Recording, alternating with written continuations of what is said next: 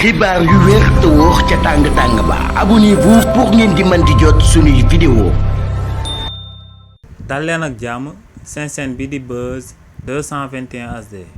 kii di Aline Kébé di directeur général bu centre national de la fonction publique ci réew mii di Sénégal ginnaaw bu premier ministre bii di Ousmane Sonko yëkkatee ay kàddu daal di koy jëmale ci dysfonctionnement buñ daal di nemmeeku ci administration wu réewu Sénégal te mu daal di siy joxoñ loxo président du conseil d'administration yi PCA yi ak président du conseil de surveillance yi PCS yi kii di Aline Kébé yëkkati na ay kàddu daal di àddu jëmale ko si li ni mel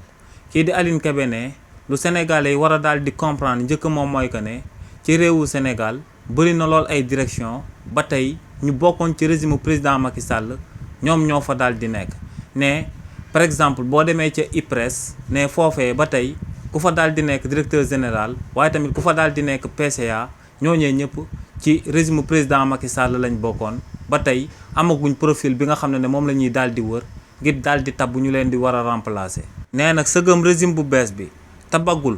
directeur général yëpp ak PCA yi ak PCS yi ci réewu Sénégal ne lu leer ba am moom mooy que ne ñu bokkoon ci régime président Macky Sall ni ñu doon fonctionner bu njëkk ba noonu la ñuy daal di continuer di fonctionner ba tey ci réewu Sénégal te ne li ni mel forcément moom mooy sooxe dysfonctionnement boobee premier ministre bii di Ousmane Sonko doon évoqué waaye ne lu leer ba am moom mooy que ne nouveau directeur général yi ak nouveau PCA yi ak nouveau PCS yi te muy ñi nga xam ne dañoo daal di yore philosophie ak rigueur kii di premier ministre bii di Ousmane Sonko ne ñooñee duñ daal di décevoir te ne ñooñee lu leer ba am moom mooy que ne taxawaay bi nga xam ne moom la ñu war a daal di am ñoo ngi ci waaye nag ne administration réewu Sénégal faaw ñu daal di xam que ne dafa daal di rax ba tey ci ñi nga xam ne dañ fee nekkoon bu njëkk ba te muy élément système bi. xibaar yu wér te wóor ca tàng ba abonnez-vous pour ngeen di mën di jot suñuy vidéo.